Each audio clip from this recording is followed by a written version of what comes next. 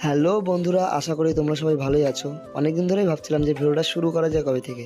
তো আজ মায়ের পুজো দিতে যাচ্ছি, তো ভাবলাম আজ থেকে শুরু করি। তো ফাইনালি ট্রেনটা অনেক অপেক্ষার পরে ঢুকলো এখন সবে। তো বন্ধু বলছে এখানে হয়তো দাঁড়াবে না, সামনে যেতে বলছে।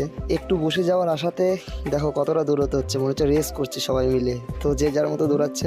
তো আসে দেখি কোনো লাভই হলো না, কোনো সিটি নেই, এত ভিড়। ফাইনালি ট্রেনটি বুনিয়াদপুর থেকে বালুরঘাটের দিকে রওনা দিল। তো আমরা চলে এলাম সেই গন্তব্যস্থলে। এখন মায়ের মন্দিরের দিকে এগোতে হবে হাঁটতে হাঁটতে।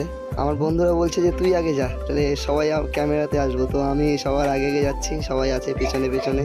তো বেশি দেরি না করে আগে মায়ের ভোগটা নিয়ে নিচ্ছি, কারণ মাকে তাড়াতাড়ি পুজো দিতে পারলে আমরাই তাড়াতাড়ি ঘুরতে পারবো। দেখতেই পাচ্ছ মায়ের মন্দিরের সামনে কতটা পরিমাণে ভিড়।